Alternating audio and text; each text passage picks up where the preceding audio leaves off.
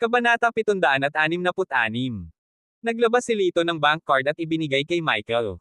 Mayroong 5 milyon dito, 6 ang password. Kunin mo at gamitin mo para gumaling ang anak mo. Natigilan si Michael. Matapos mag-alinlangan ng ilang segundo, kinuha niya ang bank card. Kuya, tatandaan ko ang kabaitang ito. Sa hinaharap kung mayroon kang anumang mga kahilingan, sabihin mo lang sa akin, at lalapit ako sa anumang distansya. Ikinawit niya ang kanyang kamao kay Lito, ang kanyang ekspresyon ay matatag. Ngumiti si Lito, halika, hinihintay ka na ng iyong asawa at anak. Huwag mo nang gawin ang mga mapanganib na trabahong ito. Nabulunan si Michael, kung hindi dahil sa pagpilit ng buhay, hindi ko sana. Pinunasan niya ang kanyang mga luha, yumuko kay Lito, at tumalikod para umalis. Sa panunood ng eksenang ito, daan-daang mandirigma ang tumingin kay Lito ng may paghanga. Isang tao ang tumayo at nagsabi, ang pangalan ko ay Wilmar Leo, gusto kitang sundan, mangyaring tanggapin ako. Gusto ko ring tumambay kay Kuya Lito. Mabilis na sabi ng isa pang tao. Tila tulad ng mga alon sa tubig, mahigit 100 tao ang nakapalibot kay Lito, lahat ay gustong sundan siya. Tumingin si Danny kay Kulas at Bangulong, ano sa palagay mo? Tama ang paghatol ko, ang hinaharap na underworld sa lungsod na ito, hindi ito sa akin, ni sa iyo, kay Lito. Umiling si Kulas at bumantong hininga, siya ay may kakayahan at banal, hindi natin maiwasang humanga sa kanya. Sa huli, hanggang sa pumayag si Lito na sakupin ang underground boxing ring, lahat ay handang umalis. Mr. Argel. Lumapit ang staff na kanina ay nanghahamak kay Lito, kanina lang ako naging walang galang sa iyo, karapat-dapat akong mamatay. Dahil doon, agad siyang lumuhod, sabay sampal sa mukha. Dati, naglingkod siya sa ilalim ni Master Leo, isang malupit at walang pusong tao, na hindi kinukonsinti kahit kay titing na pagkakamali ng kanyang mga nasasakupan, madalas na nagreresulta sa pagkaputol ng mga paa para sa mga nabigo sa kanya. Dahil dito, natakot ang attendant na ito na tretuhin siya ni Lito na parang si Master Leo, na handang walang awa na putulin siya. Kalimutan mo na yan, tumayo ka na. You were merely giving friendly advice, iwasan mo lang ang pagmamaliit ng iba sa hinaharap. Ikinaway ni Lito ang kanyang kamay, pagkatapos ay nagtanong, ano ang kasalukuyang porsyento ng bahagi para sa mga boksingero. Napakurap-kurap ang attendant sa gulat, natigilan saglit bago napagtantong wala na siya sa katinoan. Joyous, excited niyang ibinalita, 5%. Ganon ka ba? Siguradong walang awa ang Master Leo na iyon. Kumunat ang noo ni Lito. Nakuha ng mga boksingero ang kanilang panatilihin sa brutal na labanan, ang kanilang sweldo ay talagang basang-basa sa dugo at pawis. Dahil sa mas mabagsik at madugong arena sa ilalim ng lupa, ang kawalang ingat ng isang sandali ay maaaring magbuwis ng iyong buhay. Ang komisyon na 5% ay nagpapahiwatig na mula sa kita na 10,000 sa isang laban sa boxing, ang mananalo na boksingero ay tatanggap lamang ng 50,000. Casual na sinabi ni Lito, mula ngayon, itaas ang porsyento ng bahagi sa 20%. Natigilan ang attendant. Ito ay maaaring ang pinakamapagbigay na payout sa buong underground boxing scene sa Jiang City. Pagkatapos ibigay ang mga tagubaylang ito, lumingon si Lito kina Danny at Kulas, kailangan ko ng kaunting pabor mula sa inyong dalawa. Sabay na nagsalita ang dalawa, please speak. Dahan-daang sinabi ni Lito, matagal na akong hindi nakapunta dito sa Jiang City at hindi ako pamilyar sa tinatawag na Five Dragons, sasabihin mo ba sa akin ang tungkol sa natitirang Black and White Dragons? Matapos marinig ang mga salitang iyon, nagulat si Danny at sinabing may malalim na implikasyon, gusto mo rin bang manalo sa dalawang iyon? Nagkibit balikat si Lito, oo. Huminga ng malalim si Danny, nagbigay ng thumbs up, ambitious move. Gayunpaman, malamang na ito ay isang mahirap na gawain. Ang Black Dragon na iyon ay tinatawag na Walter Shen. Hindi tulad ng mga magaspang na tao na tulad natin, siya ay isang intelektual at sobrang tuso. Karaniwang iniiwasan nating maging masyadong malapit sa kanya. Tungkol naman sa White Dragon. Hinaplos ni Danny ang kanyang baba, sabay tawa na medyo maalay, ang White Dragon ay isang babae. Gayunpaman, walang nakakita sa kanyang hitsura. May chismis, okay. She is drop-dead gorgeous, looking like a celestial beauty, not any less than the city's top beauty, a Shein. Ngunit ang babaeng ito ay hindi kailanman naghahayag ng kanyang sarili. Ang lumalabas upang hawakan ang mga bagay ay ang kanyang kababata na nagngangalang Ruel. Napaka-misteryoso. Sa puntong ito, idinagdag ni Kulas, tungkol sa White Dragon, may mga mas nakakatakot na chismis. Tumingin siya sa paligid, sa kahininaan ng boses, ang sabi-sabi, ang babaeng ito ay may alam na dark magic, na may kakayahang pumatay ng mga tao mula sa milya-milya ang layo. Kahit sinong kumakalaban sa kanya, pagkalipas ng ilang araw, ay biglang mamamatay. Lahat ay sinabi dahil sa biglaang pag-atake sa puso. Hindi ba't masyadong nagkataon? Nang marinig ang mga ito, isang ngiti na puno ng interes ang lumitaw sa mga labi ni Lito, mukhang ang Jiang City ay sagana sa mga mahuhusay na individual. Masabik akong makilala ang dalawang dragon na ito. Umalis sina Lito at Tian sa underground fighting arena, patungo sa teritoryo ni Walter Shen. Sa daan, bigla nilang nakita ang ilang patrol cars na dumaraan, na nakapalibot sa isang malaking gusali ng napakahigpit na walang makalabas. Sumimangot si Tian, ano na naman ang nangyari? Sinulyapan ni Lito si Tian, so. Sa Jiang City ba ay madalas na nakakaranas ng mga problema kamakailan? Tumanggaw si Tian, noong nakaraang linggo isang babae ang natagpo ang patay sa isang underground na paradahan. Kakilakilabot ang pagpatay, walang laman ang kanyang mga organo, at hindi pa nahahanap ang mamamatay tao. 2 araw na ang nakalipas, isa pa ang namatay sa parehong brutal na paraan.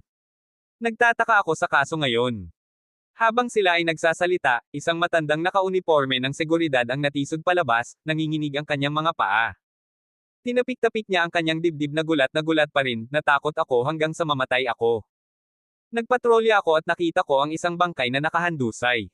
Paglapit ko, natuklasan kong may butas ang tiyan, dugo kung saan-saan. Nang marinig ito ng karamihan, lahat sila ay nagpakita ng takot na mga ekspresyon. Ito na ang pangatlong insidente. Mahuli ang salarin sa lalong madaling panahon. Kung hindi, ang mga tao ay mabubuhay sa takot. Oo nga. Anong klaseng tao kaya ang malupit? Narinig ni Lito ang mga salitang ito, hinaplos ang kanyang baba, at tila nag-iisip. Maya-maya lang, lumabas ang isang batang pulis na nakauniporme.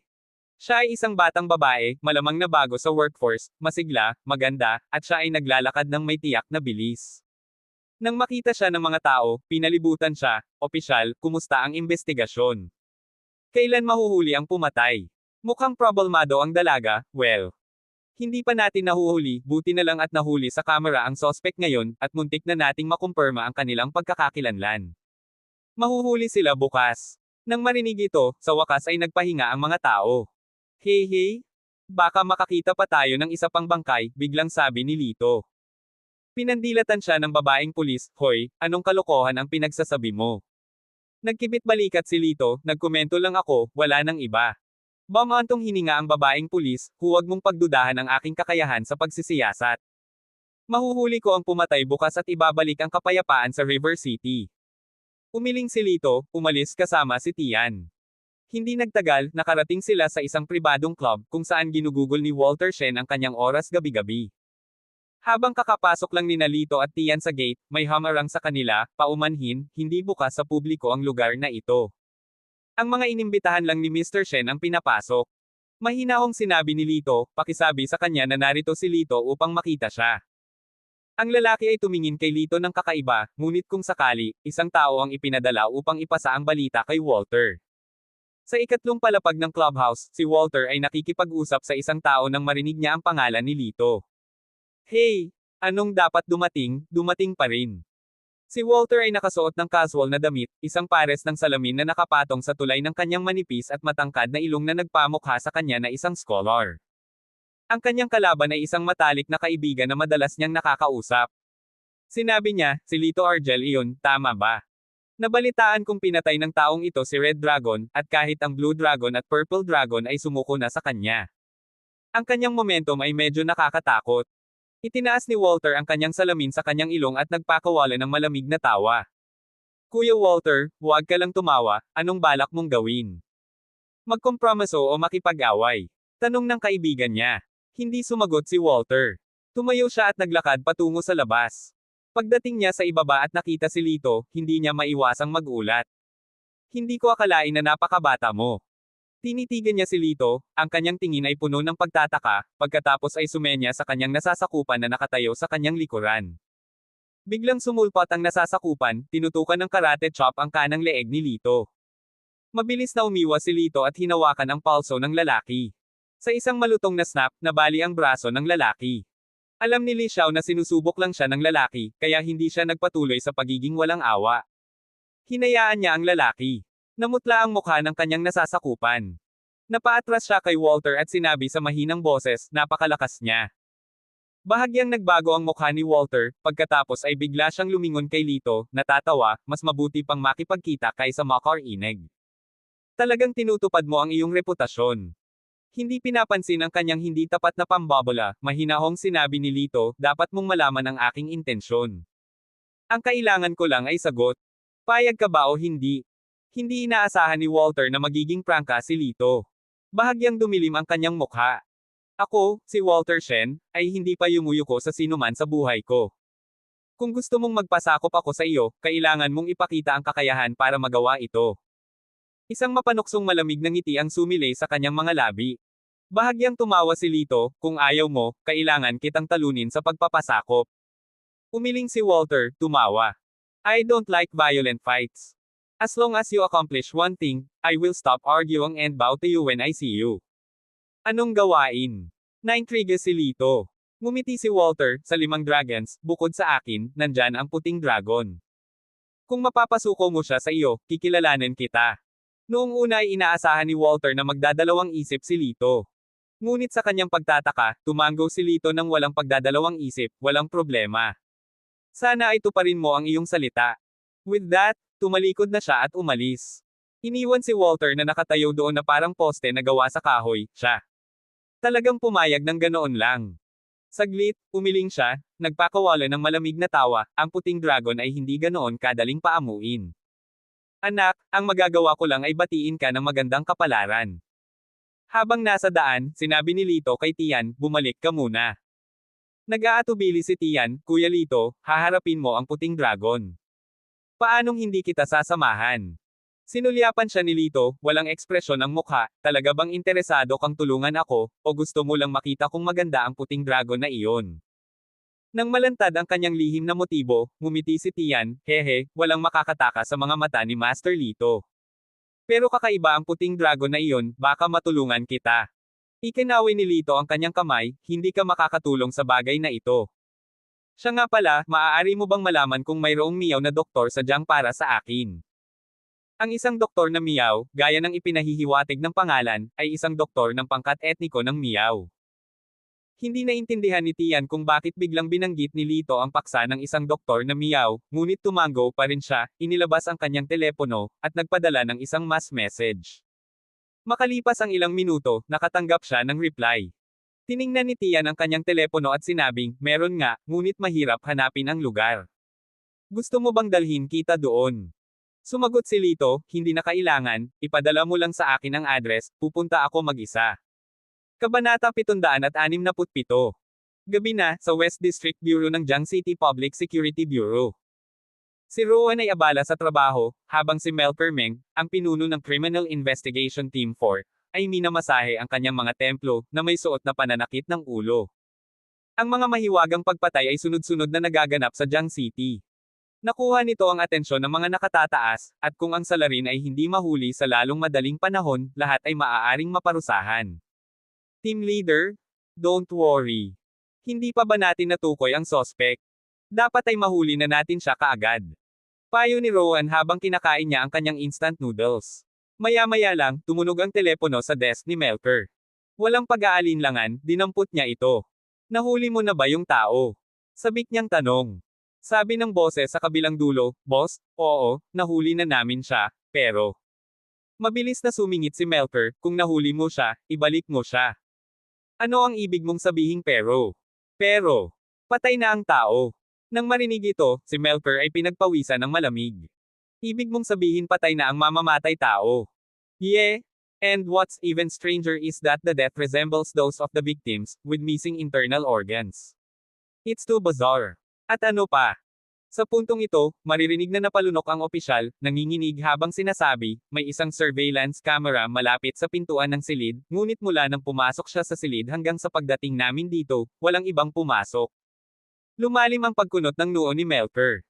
Kahit na may maraming taon ng karanasan sa pagsisiyasat, nakaramdam siya ng pagkalito, hindi niya magawang maisip ang sitwasyon. Ang kasong ito ay hindi na maaaring ilarawan bilang komplikado, sa halip ito ay kakaiba. Anong pinagsasabi mo, patay na ang sospek? Si Rowan? na kumakain ng instant noodles, ay huminto, nanlaki ang kanyang mga mata, at hinayaan pang mahulog ang kanyang plastic na tinidor. Bigla niyang naalala ang binata na nakasalubong niya kanina. Natatakot ako na ang mahahanap natin ay isa pang bangkay. Iyon ang eksaktong mga salita niya. Paano niya nalaman? Posible kayang may kinalaman siya sa kasong ito. Agad itong ipinaalam ni Rowan kay Melker.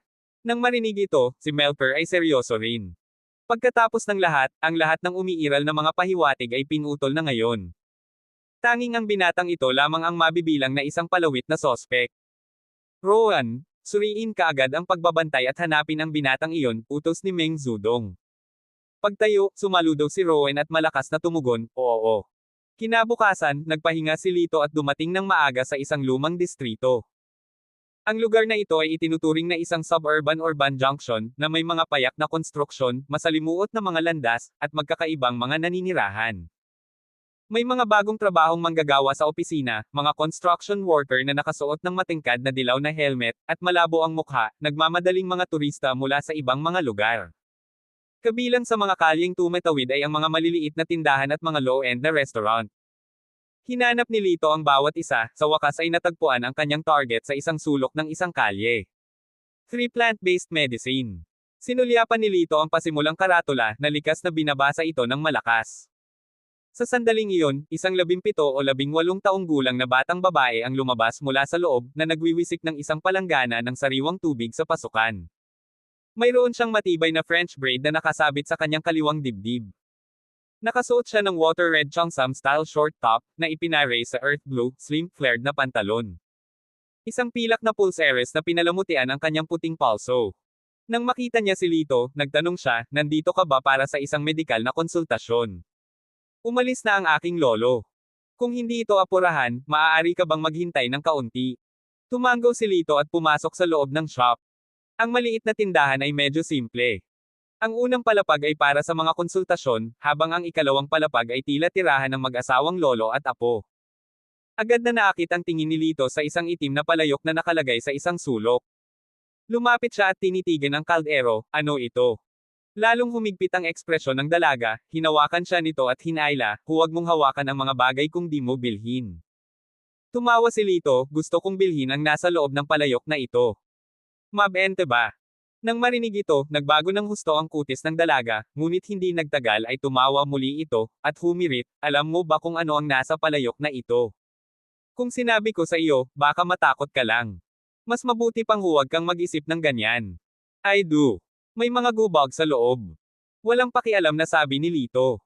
Napatingin agad sa kanya ang dalaga, halatang wala ka dito para magpagamot, pwede ka nang umalis, hindi ka welcome dito.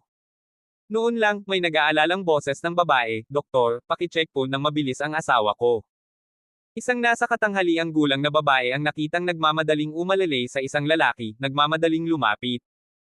Nakapijama pa siya, magulo ang buhok, at madungis ang mukha, halatang nagmamadaling pumunta rito. Ang lalaki sa kanyang tabi ay mukhang masama ang pakiramdam, na may itim na mukha, at maitim na bilog sa ilalim ng kanyang mga mata. Parang groggy siya. Naku, hindi pa bumabalik ang lolo ko. Ipinadyak ng dalaga ang paa, bahagyang namula ang mukha sa pag-aalala. Sa pagkakataong iyon ay lalong lumala ang kalagayan ng lalaki. Napahawak siya sa kanyang tiyan at napasigaw sa sakit, ang kanyang mukha ay pumipilipit sa matinding paghihirap. Pinandilatan ng batang babae si Lito, umalis ka at huwag ng hamarang. Kaya ko siyang pagalingin. Hinaplos ni Lito ang kanyang baba, tinitigan ng lalaki, pagkatapos ay bumaling sa babae, gayunpaman, kailangan kong hiramin ang anumang nasa garapon mo. Ipinapangako ko na ibabalik ito ng hindi nagalaw. Kaya mo ba talaga siyang pagalingin? Parang may pag-aalinlangan ang dalaga, pero halatang naiintriga siya. Hindi siya sinagot ni Lito, sa halip ay tumutok sa lalaki, tinanong siya, pumunta ka ba sa Evergreen Tower kahapon? Nagulat ito sa lalaki. Nahihirapan siyang tumugon, paano? Paano mo nalaman iyon? Ako ang security guard doon. Nagkaroon ng pagpatay. Dinala ng pulis ang bangkay, at ako, kasama ang aking mga kasamahan, ay naglinis sa kanila. Ah, nakikita ko. Tumanggaw si Lito, kinuha ang palso ng babae, at itinabi siya. Bumulong siya, malinaw na nalasan siya ng isang go. Nagulat ako na hindi mo napansin. Lumingon siya para tingnan siya. Naisip niya ito kanina pero naisip niya na baka malabo. Sa malaking lungsod, bukod sa kanya, kakaunti lang ang dapat na marunong gumamit ng Go. Walang magawang umiling ang dalaga, anong silbi? Tanging ang kumokontrol sa lason lamang ang may lunas. Wala kaming ideya kung sino ang naglason sa kanya, kaya hindi namin siya mailigtas. Nag-cross arm si Lito ng may kumpiyansa at sinabing, kaya ko siyang pagalingin. Hindi ako naniniwala sa'yo. Kung mailigtas mo siya, papahiram ako sa iyo ng aking kayamanan, sagot ng dalaga at ngumisi. Hehe, para malaman mo, ikaw na mismo ang nagsabi, tumawa si Lito. Dalhan mo ako ng papel at panulat, utos niya. Sa mabilis na pagkilos, nagdala ang dalaga ng papel at panulat. Nagsulat si Lito ng Race Eta dito sa kaipinasa sa babae. Pumunta sa botika at kunin ang mga halamang gamot ayon sa Race Eta na ito. Bilasan mo at huwag kang magtagal. Hindi naglakas loob na tatamad-tamad, kinuha ng babae ang Race Eta at tumakbo. Buti na lang at may malapit na maliit na botika. Isa pa, lahat ng mga halamang kailangan ni Lito ay hindi bihira, kaya mabilis na bumalik ang babae dala ang kanyang mga binili. Pagkatapos ay inutusan ni Lito ang babae, dikot ang gamot. Kalahating oras lang. Kalahating oras. Hindi na ba siya masasaktan kapag ganoon? Napatingin ang dalaga sa pasyente. Umiling si Lito, huwag kang mag-alala. Sa sinabi nito, humakbang pasulong si Lito, hawak ang isang pilak na karayom para mabutas ang tiyan ng lalaki. Ang karayom ay ipinasok mga 1.5 pulgada sa isang espesyal na paraan. Mabilis na huminto ang sigaw ng lalaki sa paghihirap. Tuwang-tuwa ang babaeng nasa katanghaliang gulang na halos lumuhod siya, Divine Doctor, salamat, Divine Doctor. Ikinaway ni Lito ang kanyang kamay, hindi na kailangang magpasalamat sa akin, ang sakit ay hindi pa ganap na gumaling, ito ay pansamantalang lunas lamang. Hindi ko inaasahan na talagang napakahusay mo. Nang makita ang eksenang ito, nanlaki ang mga mata ng batang babae na kanina pa nakatingin kay Lito ng may pagtataka, hindi makapaniwalang komento niya. Hindi na siya nag-alinlangan pa at agad na pumunta sa likod para ihanda ang gamot. Makalipas ang kalahating oras, handa na ang panggamot na sopas.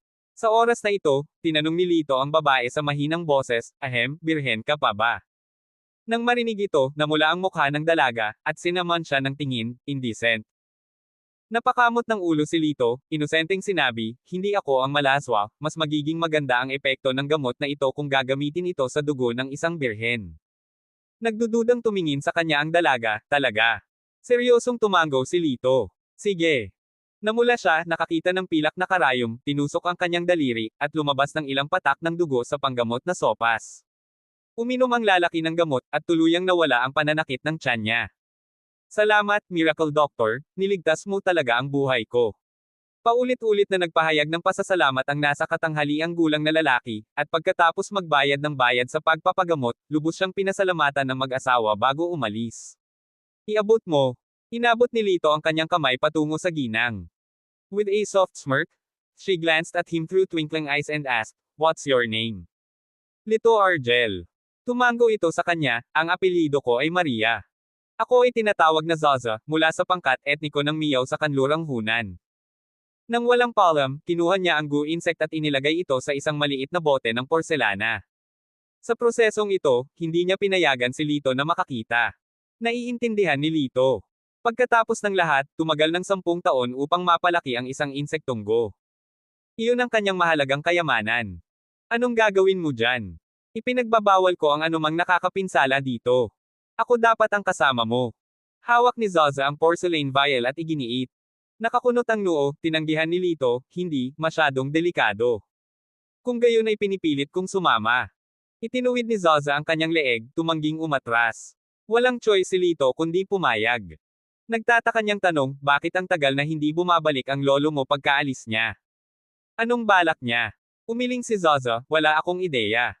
Kagabi, nanood siya ng balita, tapos sinabihan niya akong i-lock ng mabuti ang pinto, may kailangan daw siyang asikasuhin, at hindi pa siya bumabalik hanggang ngayon.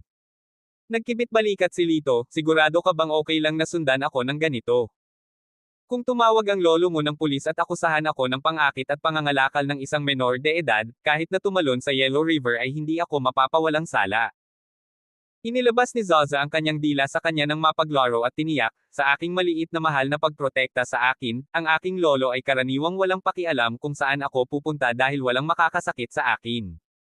Umiling si Lito, munting babae, ikaw ay walang muwang tungkol sa mga panganib ng mundo. Tara na. Sinundan ni Zaza ang kanyang pangunguna, sinigurado ang pinto sa likuran nila habang sila ay umaalis. Nang papalabas na sila sa kanilang maliit na bayan, may human-ong patrol car sa kanilang harapan. Bumukas ang pinto, at lumabas si Rowan. Hoy, ikaw? Samahan mo ako sa istasyon. Itinuro niya si Lito. Tinitigan siya ni Lito ng blanko, bakit? Anong ibig mong sabihin, bakit? Para sa investigasyon. Don't tell me balak mong lumaban. Nagkibit balikat si Lito, busy ako, sa ibang araw siguro. Nagdilim ang ekspresyon ni Rowan, walang ibang araw, para sa mga ganitong uri ng bagay. Ano ba itong ugali mo? Sige, diretsuhin ko na. Tama ka sa sinabi mo kahapon, patay na ang sospek. Tumango lang si Lito, nangyari ang lahat ayon sa kanyang hinulaan. Sa isang mapanuksong tingin, sinabi ni Rowan, ito ang dahilan kung bakit pinaghihinalaan ko ang iyong pagkakasangkot sa kasong ito. Sumama ka sa akin para sa karagdagang investigasyon. Inilibot ni Lito ang kanyang mga mata, napuno ba ang ulo mo ng paste o ano? Wala akong kinalaman sa kasong ito, manggulo ka ng iba. Hinarang ni Rowan ang kanyang daraanan, tinutuya siya ng arko ng kanyang noo, huwag mong isiping maloloko mo ako. Kung hindi ka kasali, paano mo nahulaan ng tumpak? Sa isang walang pakialam na tono, nagkomento si Lito, dahil matalino ako. Sask, naghahanap ka lang ng excuse, follow me, or I will cuff you. Nagsalita siya ng walang paggalang. Habang nararamdaman ni Lito ang bigat sa kanya, mahinahong pumasok si Zaza, Miss, wala ka bang nakitang kakaiba? Kumunat ang noo ni Rowan, nang magsimula siyang makaramdam ng pangangati sa buong katawan. Bakit? Ang Katie ng katawan ko. Nag-aalok ng nakakalokong ngiti, nagkomento si Zaza, iyon ay dahil may ginawa ako sa iyo. Kabanata 768. Malaki ang pagbabago sa mukha ni Rowan at tinitigan niya si Zaza, anong ginawa mo sa akin? Stop it now. Nagkibit balikat si Zaza, isang spell lang, maliban na lang kung titigil ka na sa pag-istorbo sa kanya. Sa sandaling ito, hindi nakayanan ni Rowan ang hindi matiis na Katie.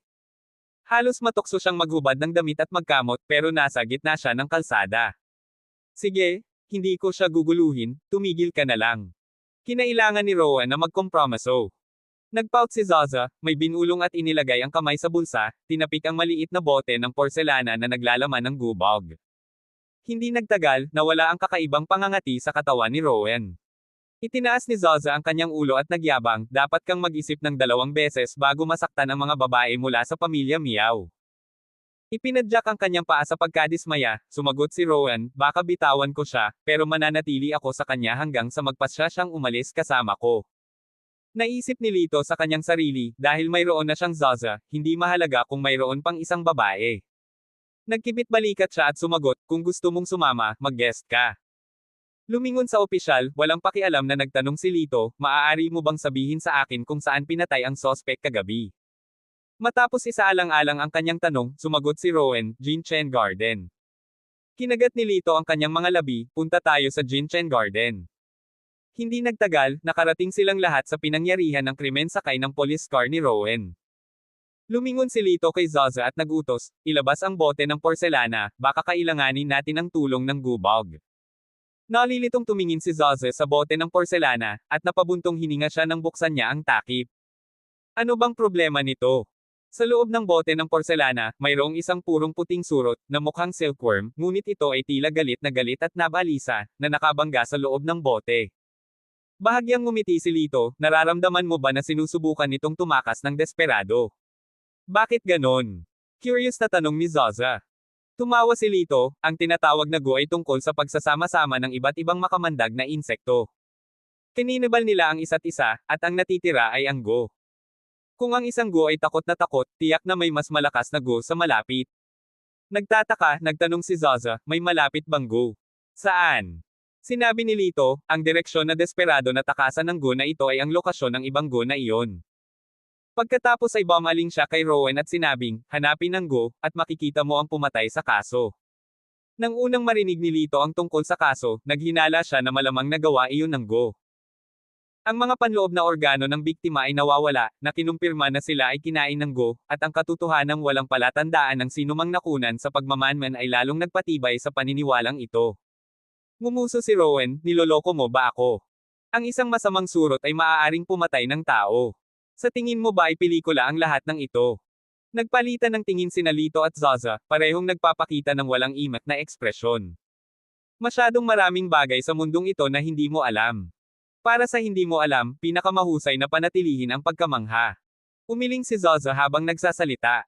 Ipinadyak ni Rowan ang kanyang paa, gusto ko talagang makita kung anong mga trick ang nilalaro ninyo. Kasunod ng patnubay ng gubog, pumunta si Lito sa malapit na maliit na shopping mall. Umaga na kaya medyo madaming tao ang namimili sa mall. Bumaling ang tingin ni Lito sa isang lalaking nakaitim. Naglalakad ang lalaki na nakayuko, binabalasa ang mga paa na parang lasing. Higit pa rito, mayroon siyang aura ng kadiliman at kamatayan sa paligid niya. Itinuro ni Lito ang lalaki, patay na siya, kontrolado ng gubog. Hindi pa rin siya pinaniwalaan ni Rowan, at malamig na sumagot, huwag kang magsalita ng walang kaparerekon. Paano pa makakalakad ang isang patay? Dapat kang pumunta sa ospital at magpasuri ng iyong mental state.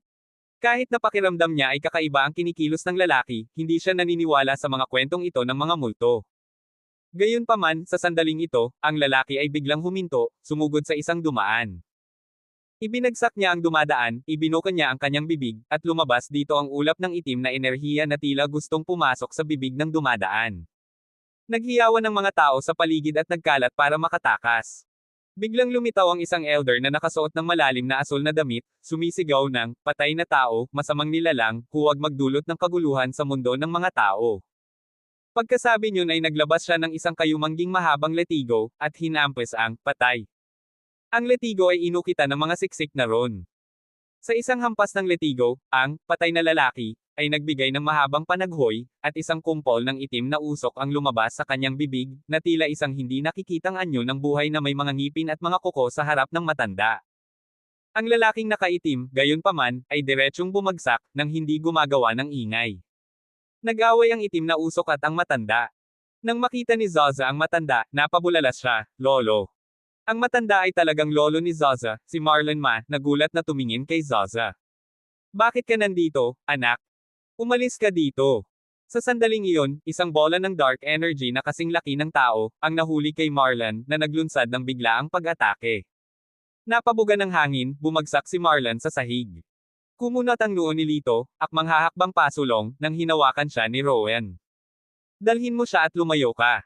Huwag kang makialam, aniya, bago inilabas ang kanyang handgun at nagpaputok ng ilang putok sa bola ng kadiliman. Bang, bang, bang. After a few loud noises, it appeared that the dark mass had dispersed. Si Rowan ay malapit nang makahinga ng maluwag nang magbago ang kanyang mukha sa sumunod na segundo. Ang dispersed dark energy ay muling nag-iipon, naglulunsad ng pag-atake kay Rowan. Habang magpapaputok na si Rowan, nalaman niyang wala na siyang bala. Pag tinamaan siya ng dark energy, dahilan para mawalan siya ng paa at mawalan ng malay. Si Lito ay lumitaw sa kanyang tabi, hinawakan siya, at iniabot siya kay Zaza. Alagaan mo siya. Pagkatapos ay lumakad siya patungo sa bola ng madilim na enerhiya, na mahinang nagsabi, Millennium Guking, ito ay kawili-wili. Maaari ka pa ring magtago, marahil pagkatapos ng ilang libong taon, walang makakapantay sa iyo. Ngunit ngayon, humihingi ka lang ng kamatayan. Sa sandaling lumabas ang mga salita sa kanyang bibig, ang bola ng kadiliman ay tila sumailalim sa isang bahagyang pagbabago, na kumukuha ng isang humanoid na anyo. Bakas ng pangungutya ang nakakubli nitong facial features. Napabuntong hininga si Lito, na pagtanto na ang nilalang ay nagising sa kamalayan. Nakakatawa ba yon? Tanong niya. Bahagyang tumawa si Lito, dahan-daang ikinuyom ang kanyang kamao, handang sumuntok, ngunit biglang, isang figure ang lumitaw sa kanyang harapan, na hamarang sa Witch King. Isa siyang matangkad na babae, nakasuot ng purong puting damit at nakatago ang mukha sa isang manipis na belo. Gayunpaman, mula sa mga nakakaakit at buhay na mga mata, makikita pa rin ang isang pahiwatig ng kaakit-akit na kagandahan. Isama mo ang kaibigan mo at umalis ka na.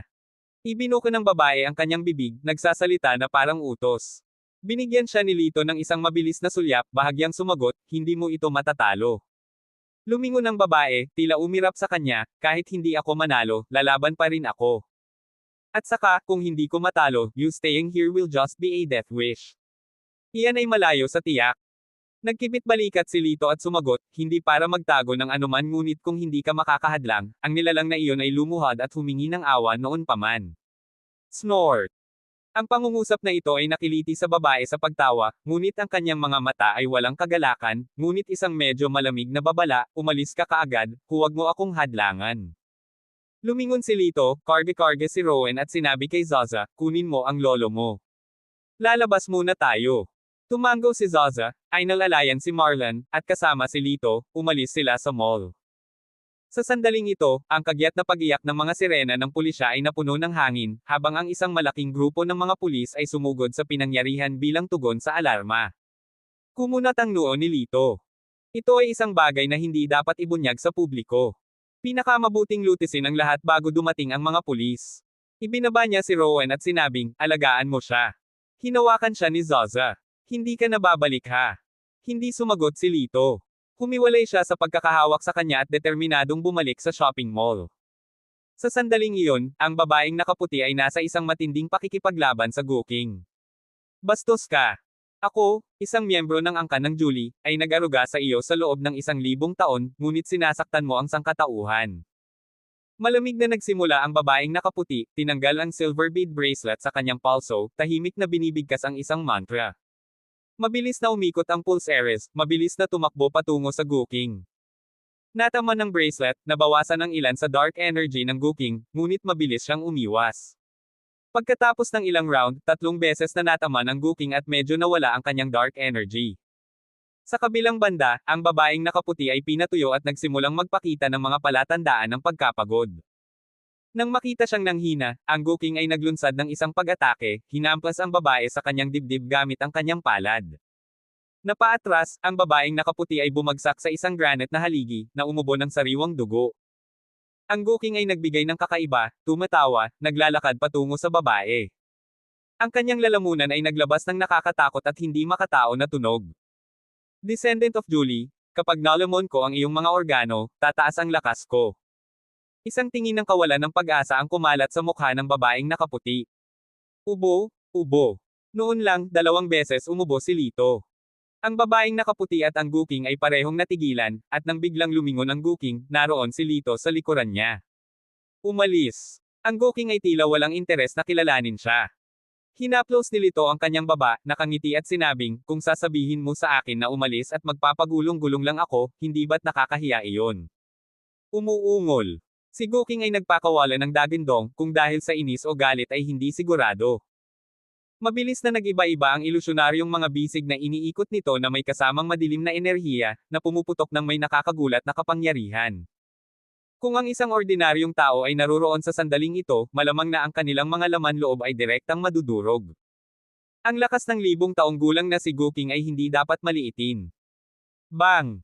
Sa isang suntok mula sa Gooking na tumama sa isang poste, isang granite pillar na sapat na para may akap ng 3 tao ay naging alikabok. Nang masaksihan ang sitwasyon, ang mukha ng babaeng nakaputi ay naging sobrang seryoso.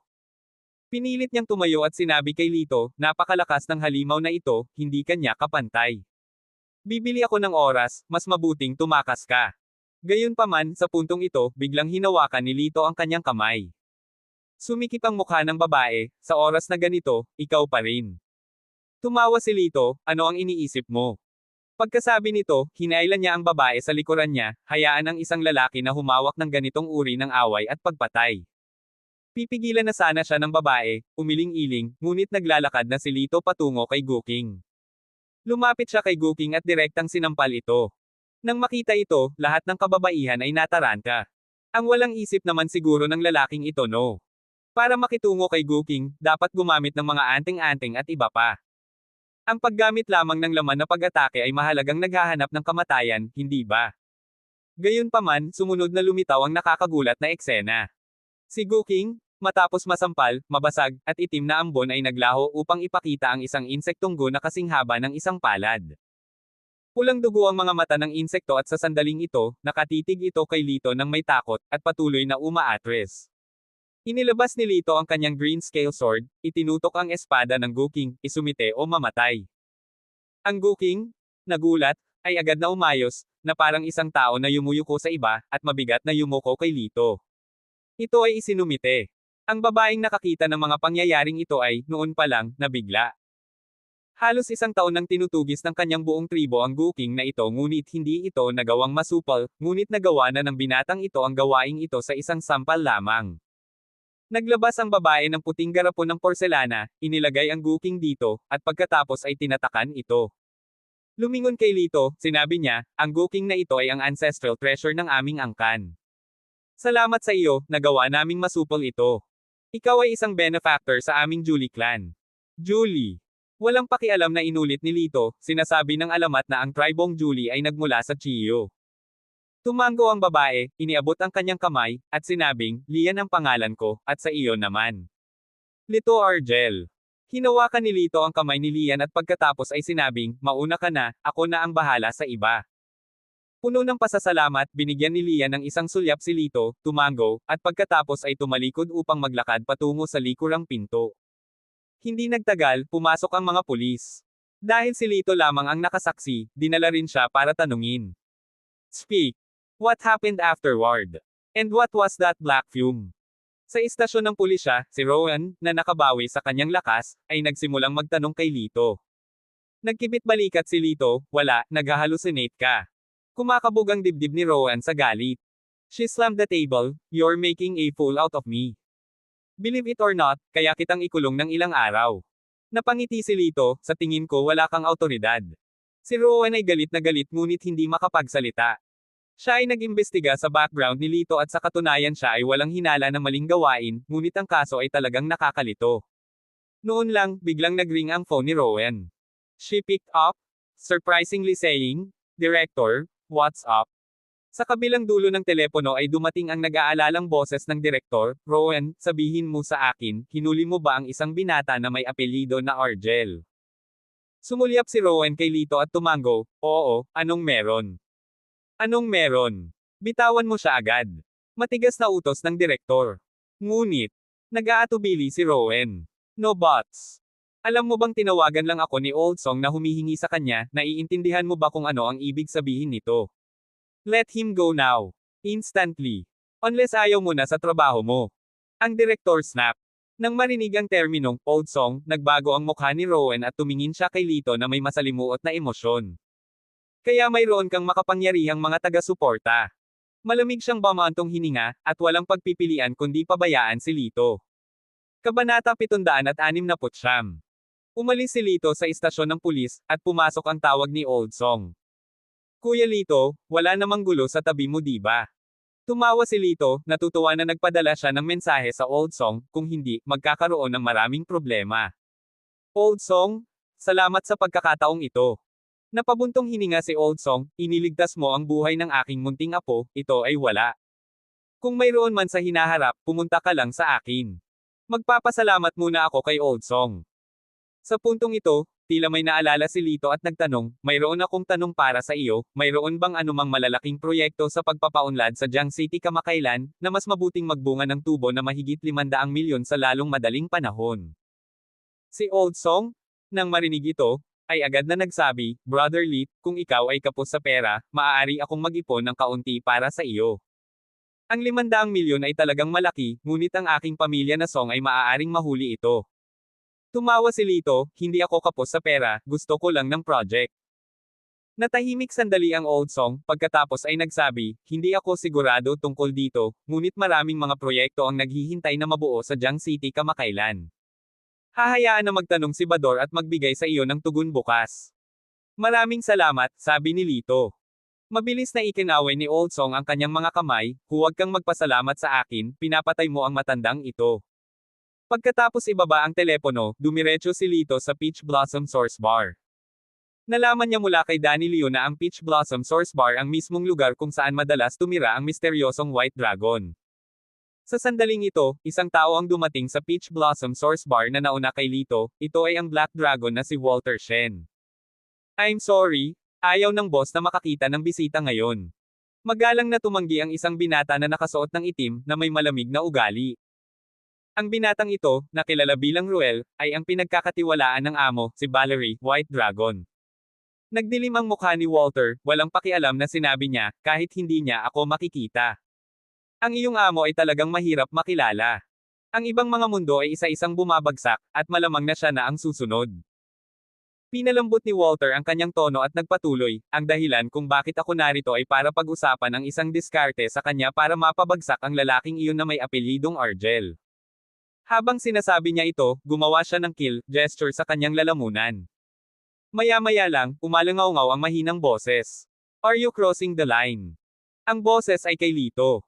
Nang makita si Lito, lumingon si Walter na tila nahihiya, pagkatapos ay ngumisi, anong linya ako tatawid? Nangako lang ako sa iyo, kapag sumuko ang White Dragon sa iyo, susukuan kita. Pero hindi ko sinabing hindi ako makakapag-discuss ng mga diskarte sa White Dragon. Tumango lang si Lito, fair enough. Tapos umupo siya sa couch sa tabi. Ang batang nagngangalang Ruel ay tumingin kay Lito at malamig na sinabi, kaya ikaw ang pumatay kay Oleg Leo, ang Sum-Aikop sa Green Dragon at Purple Dragon. Tama, at alam mo kung bakit ako nandito. Simple lang ang rule ko, either submit or be destroyed. Bahagyang nagsalita si Lito. Malamig na ngumiti si Ruel, hinding-hindi magpapasakop ang amo ko kahit kanino, hindi ka karapat-dapat. Kalmadong sinabi ni Lito, kwalipikado man ako o hindi, kapag gumawa ako ng hakbang malalaman natin. Sa sandaling ito, nagbigay ng senadorya si Ruel sa doorman na agad na isinara ang pangunahing pinto ng bar. Dahil umaga na, walang parokyano sa bar. Sa sandaling isinara ang pinto, para siyang nahiwalay sa ibang bahagi ng mundo. Hinubad ni Ruel ang kanyang kamisete, ipinakita ang isang matipunong pangangatawan, sa kanyang maaraw, matigas na balat ay isang masalimuot na asul na tato. Agad itong nakilala ni Lito. Ito ay isang natatanging tato ng tribong Miao. Hehe. Inangat niya ang kanyang ulo, ang kanyang tingin ay walang pakialam na tumawid sa ikalawang palapag. Sa likod ng salamin sa ikalawang palapag, isang magandang babae na nakasuot ng puting damit ay matamang pinagmamasdan ang eksenang nangyayari sa ibaba. Nang mapansin niya si Lito na nakatingin sa kanya, ang kanyang mapupulang labi ay pumulupot sa isang bahagyang ngiti. Kinuha ni Ruel ang matalim na kutsilyo ng Miao sa mesa at pagkatapos magsagawa ng mabilis na demonstrasyon sa hangin, sinabi kay Lito, karapat-dapat ka man o hindi, malalaman natin sa lalong madaling panahon. Sa isang kisap mata, si Ruel, mabilis na parang ahas, ay sumugod kay Lito, ang kanyang matalim na talim ay tumatama sa lalamunan ni Lito. Mabilis na nakaiwas si Lito, pinadapa ang isang sipa sa baywang ni Ruel. Napatalsik si Ruel ngunit mabilis na tumayo para muling umatake. Sa sandaling ito, isang nakakatakot na kislap ang sumilay sa mga mata ni Walter. Biglang may lumitaw na wire sa kanyang kamay, na inihagis niya kay Lito. Inakala ng labas ng mundo na wala siyang kasanayan sa martial arts, ngunit sa totoo lang, matagal nang umabot sa antas ng Divine Mastery ang kanyang hidden weapons technique. Nang ang wire ay patungo sa templo ni Lito, isang puting figure ang dumaan. Isang babaeng nakasuot ng puting belo ang lumitaw sa harap ng lahat. Hinawakan ng kanyang mga payat na daliri ang wire na pinaputok ni Walter Shen. Mr. Shen, hindi mo ba iniisip na sobra na ito? Nakangiting tanong niya. Siya ay walang iba kundi si Lian, na nakilala ni Lito sa mall. Valerie. Nang makita ni Walter ang babae, nagtatakang nagtanong si Walter, bakit mo ililigtas ang batang ito? Ang pagpatay sa kanya ay magiging kapaki-pakinabang sa ating dalawa.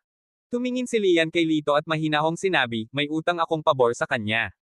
Sa sandaling ito, sinipa ni Lito si Ruel gamit ang isang paa. Lumilitaw na ang mga pasa sa mukha ni Ruel, at handa na siyang lumaban muli. Ruel, umatras ka. Utos ni Lian. Pinandilatan ni Ruel si Lito at nag-aatubili na umalis. Kaya, ikaw si Valerie, dapat ba akong humingi ng tawad sa hindi paggalang sa iyo? Tinuwanan ni Lito si Lian. Kinusat ni Lian ang kanyang mga mata, kaya ikaw ang nag-alis kay Oleg, at pinaamo sina Kulas at Danny. Utang ko rin sa iyo ang paghingi ng tawad. Huminto siya, tinitigin si Lito at sinabing, nang marinig ko na sina Danny at Kulas ay kusang sumuko, hinamak ko sila. Pero dahil ikaw iyon, naiintindihan ko. Umupo ulit si Lito sa sopa, naka-cross legs, at nagtanong, paano ka? Handa ka bang sumuko? Nanatiling tahimik si Lian, humakbang pasulong kay Lito, magkadikit ang kanyang mga kamay at bahagyang nakayuko ang mga tuhod. Mula ngayon, ako, si Lian, ay makikinig sa iyo sa Jiang City na ito. Sa kanyang deklarasyon, ang mga mukha ng kanyang mga nasasakupan ay napuno ng matinding pagkabigla.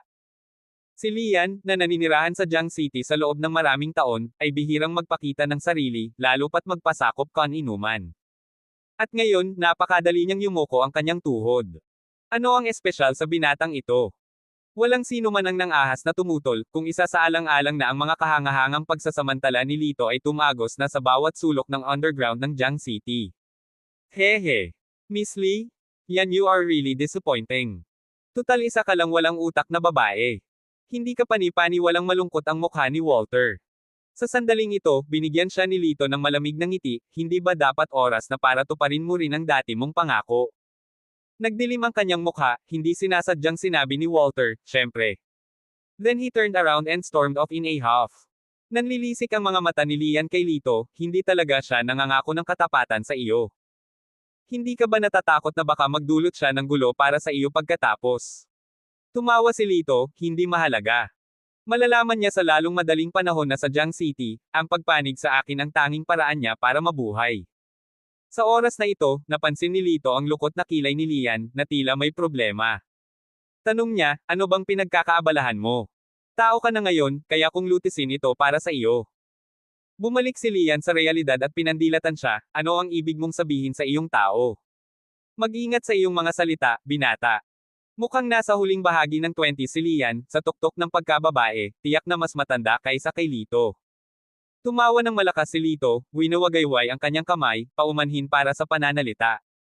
Sa talang iyon, Sister Lian, maaari ba kitang tulungan sa anumang paraan? Bumantong hininga, ipinahayag ni Lian ang kanyang pag-aalala, nag-aalala lang ako. Ang Gokeng ay nagdulot ng kalituhan sa Jiang City. Bagamat ang kapangyarihan nito ay napaamo na ngayon, ayon sa mga talaan ng aking mga ninuno, saan man lumitaw ang Gokeng, ang epidemya ay sumusunod. So, natatakot ka na baka magkaroon ng epidemya sa Jiang City? Deduce ni Lito. Tumango bilang pagsang-ayon, idinagdag ni Lian, ang Gokeng ay ang epitome ng lason. Ilang araw na itong gumagalaw sa paligid ng Jiang City. Natatakot ako na maraming tao ang maaaring nahawahan na. Ako na ang bahala sa sitwasyong ito, mahinahong sabi ni Lito, ang inyong pakikipagtulungan ay magiging sapat. Nagulat si Lian kay Lito, nagulat sa kanyang casual na tono at hindi natitinag na kumpiyansa. Nagdududa ka. Pagkatapos ay maghintay tayo at tingnan. Matapos tapikin ang kanyang balikat at kumislap ng isang kumpiyansang ngiti, umalis si Lito. Nakapikit ang kanyang nakamamanghang mga mata, pinanood siya ni Lian na umalis. Boss, saan kinukuha ng lalaking ito ang kanyang tiwala? Siguradong siya ay isang bihasang kamay, ngunit ang epidemya na dala ng Gokeng hindi iyon maliit na bagay, mapanghamong nagsalita si Ruel. Bumantong hininga muli, inamin ni Lian, sumasang-ayon ako, parang sobra siyang kumpiyansa. Pero sa sitwasyon, wala akong magawa. Nang malapit nang umalis si Lito sa Peach Blossom Source Bar at bumalik sa opisina, nagsimulang mag-buzz ang kanyang telepono.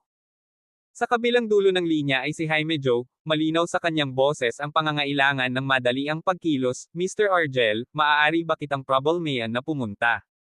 Nang marinig ito, napakunot ang noo ni Lito at nagtanong, baka may nangyari sa kapatid mo.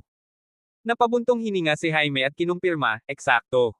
Napagtanto ang kalubhaan ng sitwasyon, kaagad na tumugon si Lito, sabihin mo sa akin ang address, pupunta ako doon. Si Jaime at ang kanyang kapatid na babae ay nakatira sa isang high-end na villa sa tabi ng dagat. Sa oras na dumating si Lito, nagayos na si Jaime na may maghintay sa pinto. Nang makita siya, agad nila siyang dinala sa villa. Sa sandaling siya ay pumasok sa loob, si Jaime ay lumapit, ang kanyang mukha ay nagpapakita ng malinaw na pagkabalisa. Tanong ni Lito sa mabagsik na boses, nasaan ang anting-anting na ibinigay ko sa kanya? Pagkatapos ng hemeng at hoang saglit, napabuntong hininga si Jaime at nagpaliwanag, nakalimutan niyang haborin ito habang nag-shower kagabi at nabasa ito, kaya itinapon na lang niya. Hindi namin inaasahan na bigla siyang nawala ng malay at nagsimulang gumala. Nako! Anong sinabi ko? She must wear it at all times. Hindi napigilan ni Lito na mapag-alitan. Paumanhin, talagang hindi namin ito pinansin, pag-amin ni Jaime sa medyo sunod-sunyer na tono. Nang makita ito, talagang nagulat ang kanyang mga nasasakupan. Sa Jiang City, si Jaime, na nagtataglay ng prestihiyo ng kabisera, ay laging may mataas na kilos. Hindi pa siya nagpakita ng gayong karumal-dumal na kabab ang loob sa sinuman. Higit pa rito, ang binata sa harapan nila ay tila walang kakaiba, ngunit siya ay nagutos ng gayong paggalang mula kay Jaime. Sa totoo lang, ayaw ni Jaime na maging ganito. Kagabi, biglang nagkasakit si Melody. Siya ay tumawag sa pinakamahusay na mga doktor sa Jiang City, ngunit hindi nagtagumpay. Hanggang sa naalala niya ang mga salita ni Lito na siya ay pinagpawisan ng malamig at dali-dali siyang inanyayahan. Dumating sina Lito at Jaime upang matagpuan si Melody na nakahiga sa kama, nakapikit ang kanyang mga mata at bakas sa kanyang mukha ang kakulangan sa ginhawa, na para bang binabangungot siya. Ilang doktor at nurse ang nakatayong walang magawa sa malapit. This is really so strange. Bakit hindi natin matukoy ang sanhi ng sakit niya? Ang tanong ay nagmula sa isang dayuhang doktor na may naguguluhan na hitsura at blonde na buhok, maliwanag na kinuha ni Jaime bilang manggagamot ng pamilya. Mahinahong sumagot si Lito, dahil hindi siya totoong may sakit kaya, hindi matukoy ang isang sakit. Kabanata 770. Doktor ka ba? Tumingin ang dayuhan kay Lito na may medyo hindi nasisiyahang ekspresyon. Tumango si Lito, uri, ngunit hindi isang western na doktor, isang tradisyonal na medicine practitioner. Traditional medicine. Hindi ka magsisindi ng fire pit sa kwarto at magsasayaw ng kakaibang sayaw, di ba? Natatawang sabi ng dayuhan, bakas ng pangungutya sa tono. Nang marinig ang kanyang mga salita, hindi nagalit si Lito, nakasanayan na niya ang mga prejudice na komentong ito. Oh, marami ka bang alam tungkol sa tradisyonal na medicine? Tumingin si Lito sa dayuhan. Bahagyang nabulunan ng dayuhan at awkward na sinabi, bagamat hindi ko paggaanong alam, may mga narinig ako tungkol dito. Hindi ba ito produkto ng atrasadong feudal na panahon? Hinaplos ni Lito ang kanyang baba, tinitigan ang dayuhan. Ang dayuhan ay hindi comfortable sa kanyang titig at umiwas ng tingin, anong tinitingin-tingin mo? May English ba o ibang character sa mukha ko? Ngumiti lang si Lito, may medical history ang mukha mo. Medical history. I think you need medical attention, here. Itinuro ng dayuhan ang kanyang sariling ulo, na nagpapahiwatig na maaaring hindi tama si Lito sa kanyang ulo. Isang matamis na ngiti ang ibinigay ni Lito, mahal kong Ginoo, tila nasobrahan mo ito sa kwarto kamakailan. Medyo mahina ang iyong mga bato, hindi ka ba nanghihina at pinagpapawisan ng husto habang? Iyan. Bedroom activities. Ano ang ibig mong sabihin sa bedroom activities? Hindi naintindihan ng dayuhan ang mga katagang ito. Sa gilid, awkward na umubo si Jaime, tungkol ito sa pag-ibig. Ha! Agad na namula ang mukha ng dayuhan, pagkatapos ay naging kulay ube dahil sa pagpipigil ng hininga, isang ekspresyon ng pagkakasala na para bang nalantad ang kanyang sikreto. You're talking nonsense. I am very good at it, pinuri ako ng lahat ng girlfriend ko sa stamina ko. Tinapik ng dayuhan ang kanyang dibdib, sinusubukang iligtas ang kanyang dignidad. Nagkibit balikat si Lito, tila walang pakialam sa kanyang mukha, well, never mind then. Natulungan sana kitang magamot ito. Pagkarinig nito ay agad na naintriga ang dayuhan, sandali lang, seryoso ka ba? Ang kanyang buhay ay medyo makulay, ngunit kamakailan lamang ay nakakaramdam siya ng pisikal na pagod, na nagpapakita ng mga sintomas na katulad ng binanggit ni Lito. Marami na siyang kilalang doktor, at bumalik pa siya sa sarili niyang bansa para magpagamot, umiinom ng maraming gamot. Lahat sila ay tila gumana sa una, ngunit mabilis na nawala ang epekto. Nagdulot ito sa kanya ng matinding pagkabalisa kamakailan, kahit na sa punto kung saan nagsimulang humina ang kanyang kumpiyansa sa sarili. Tumikim ang dayuhan, pilit itong tinatawanan, may kaibigan ako. Isang ngisi ang lumitaw sa mukha ni Lito, ang kaibigan, na sinasabi mo. Ikaw yan, di ba? Sa pamamagitan nito, lumakad siya sa likod ng dayuhan at pinindot ang isang tiyak na akupoint sa kanyang ibabang likod. Sa simula ay nataranta ang dayuhan, ngunit sa sandaling pinindot ni Lito ang akupoint, napaungol siya, oh Diyos, masakit iyon, ano ang ginagawa mo? Walang pag-aalinlangan na sagot ni Lito, I'm pressing your akupoint. Kung masakit sa lugar na ito, nangangahulugan ito na mayroon kang malubhang kidney essence depletion. Kung hindi ka makakakuha ng epektibong paggamot, natatakot ako na baka kailanganin mong magpaalam sa iyong buhay pag-ibig sa mga babae. Sa pagsasalita tungkol dito, muling tumawa si Lito, ngunit muli, sa iyong pananaw, ang tradisyonal na gamot ay walang iba kundi ang pagsasayaw sa paligid ng apoy na may malaking jump rope, at lahat ng ito ay walang silbi. Hindi mo kailangang pakinggan ang aking mga salita. Noon, medyo naging kakaiba ang mukha ng dayuhan, lalo na pagkatapos ng acupressure maneuver, na nagdulot sa kanya ng pagtataka. Sa puntong ito, ibinaling na ni Lito ang kanyang tingin kay Melody. O sa halip, tumpak na pagsasalita, nakatuon siya sa gintong palamuti na nakasabit sa leeg ni Melody. Ito ay isang hugis parihaba na palawit, na may ilang masalimuot na inscription. Ito ay hindi isang isyu sa bawat isa, ngunit nakikita lamang ni Lito ang isang layer ng yin chi, o isang negatibong enerhiya, na umaagos sa itaas ng pendant. Ito ay hindi ang uri na nagmumula sa mga multo o espiritu ngunit sa halip ay isang tiyak na palihim na pamamaraan. Si Lito, na nakaturo sa palamuti, ay nagtanong, alisin mo ito at ibigay sa akin. Hindi maintindihan ni Jaime kung bakit sa halip na gamutin ang sakit, gusto niyang makita ang kwintas ng kanyang kapatid na babae. Gayunpaman, hindi siya nang ahas na magtagal at agad niyang hinubad ang kwintas. Si Lito, hawak ang kwintas at lumingon sa kabilang panig, ay agad na natuklasan ang pinagbabatayan na sikreto. Sa likod ng gold plate, mayroong ilang mga karakter na kumakatawan sa impormasyon ng kapanganakan ng isang tao, ang 8 karakter. Ipinakita ito ni Lito kay Jaime at nagtanong, ito ba ang mga detalye ng kanyang kapanganakan? Sumulyap si Jaime at tumango, tama, sa kapatid ko ang detalye. Sa sinabi nito, tila may napagtanto siya. Bilang isang negosyante, mayroon siyang tiyak na pag-unawa sa feng shui at metapisika.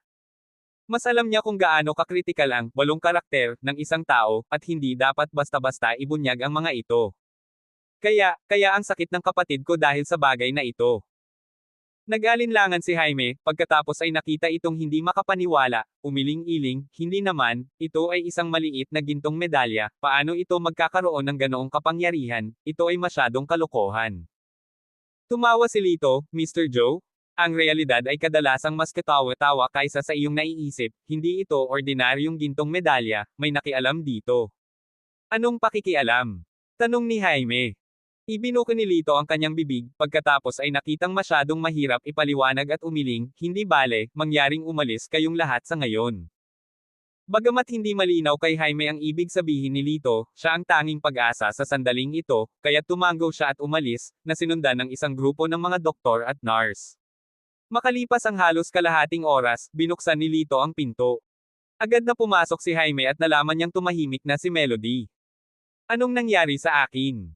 Binuksan ni Melody ang kanyang mga mata at mausisa na tumingin sa paligid.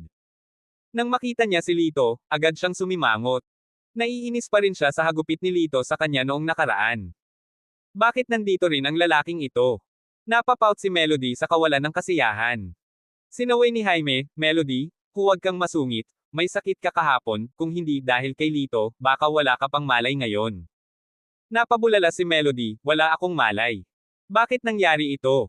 Si Lito, na may hawak na gintong medalya, ay nagtanong, saan mo nakuha ang bagay na ito?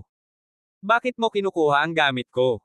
Hinublat ni Melody ang gintong medalya, bumantong hininga, ito ay isang regalo sa kaarawan mula sa aking matalik na kaibigan. Nakuha niya ito mula sa isang templo para sa akin, sinabing ito ay magdadala ng kaligtasan at kapayapaan. Ngumisi si Lito, narito ang ilang payo para sa iyo, layuan mo ang iyong 8. I have a very good relationship with my sister, stop trying to sow discord. Hindi komportableng sagot ni Melody, hindi naiintindihan ang kahulugan sa likod ng mga salita ni Lito. Nagbigay ng senadorya si Lito kay Jaime, lumipat silang dalawa sa susunod na silid, at sinabi ni Jaime, hindi pa ba ganap na neresolba ang issue. Tumango si Lito, dapat may isa pang piraso sa golden badge na ito, inaasahan kung maaaring mayroon nito ang kanyang kaibigan. Kailangan kong kunin ito, kung hindi, magbabalik ang iyong kapatid na babae. Mataimtim na sinabi ni Jaime, makikipagtulungan ako sa iyo sa bagay na ito. Ang kapatid ko lang ang mayroon ako sa mundong ito, kung masisiguro mo ang kanyang kaligtasan, isaalang-alang mo ako sa iyong pagkakautang. Naisip ni Lito sa kanyang sarili, ang pagtulong sa iba ay pagtulong sa sarili, sulit na tumulong. Si Jaime ay may kakaibang background, ang pagkakautang sa kanya ng pabor ay maaaring maging kapaki-pakinabang sa hinaharap. No problem, I will resolve this matter, but first, you need to persuade her to stop being so confrontational towards me. Sabi ni Lito.